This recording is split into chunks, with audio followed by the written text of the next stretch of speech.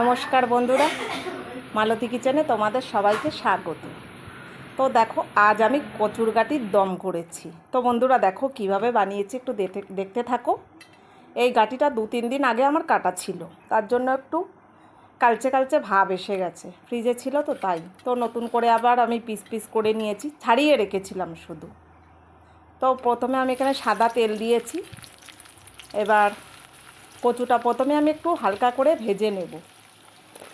এই ভেজে নিলে কি বলো তো, একটু লোদ লোদ যে ভাবটা, ওই ভাবটা থাকবে না ভাজার পরে। আর যদি আমি একভাবে নেড়ে চেড়ে জল ঢেলে দিয়ে দিই, তাহলে বেশি না ভাজলে ওই লোদ লোদটা থাকবে। আবার অনেকে লোদ লোদ পছন্দ করে, বিশেষ করে আমার বর তো খুব ভালোবাসে। আমার আবার অত লোদ লোদ ভালো লাগে না। যাই হোক, এবার এখানে আমি নুন দিয়ে দিচ্ছি, হলুদও দিয়ে দিচ্ছি। এখানে একটু ভালো করে নেড়ে নেব। বেশ একটু ভাজা ভাজা হবে, লালচে লালচে হবে, তারপরে নামিয়ে নেব।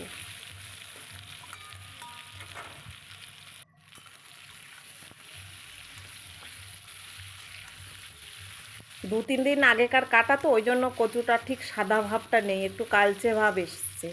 আর কচুর পরিমাণটা একটু বেশি আছে, নাহলে আমি কিন্তু এখানে আলু ব্যবহার করতাম। আমি এখানে গাঁটিটা নামিয়ে নিয়েছি, কচুর গাঁঠি বলে আর কি, যাই হোক। এখানে এবার সর্ষের তেল দিয়ে দিয়েছি। এবার আমি এখানে জিরে তেজপাতা ফোড়ন দিয়ে দিলাম। আর এখানে পেঁয়াজ কুচি দিচ্ছি। আবার একটু টমেটোও পড়ে গেল, যা।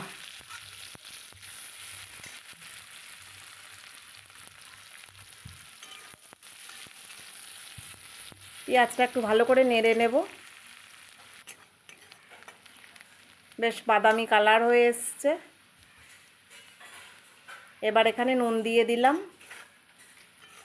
নুন দিয়ে আর একটু নেড়ে নিচ্ছি, নরম হয়ে যাবে। এখানে জিরের গুঁড়ো, ধনের গুঁড়ো, হলুদ আর লঙ্কার গুঁড়ো একসঙ্গে দিয়ে দিলাম। এবার একটু জল দিয়ে কষিয়ে নেব।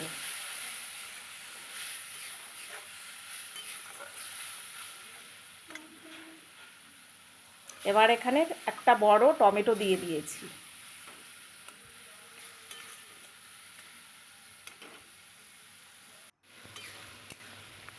ভালো করে মশলাটা কষিয়ে নিচ্ছি।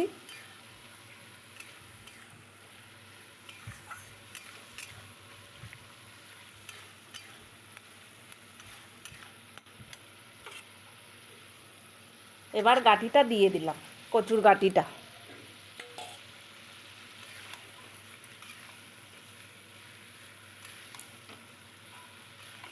এবার একটু ভালো করে নেড়ে নিতে হবে।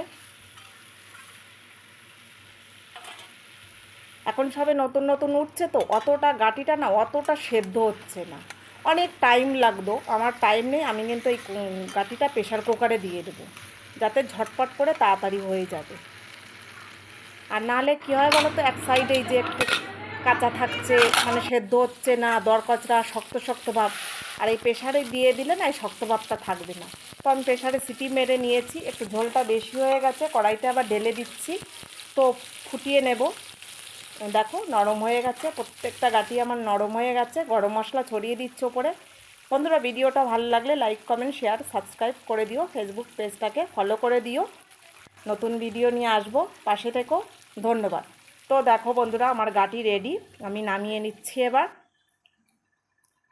আজকের জন্য ধন্যবাদ।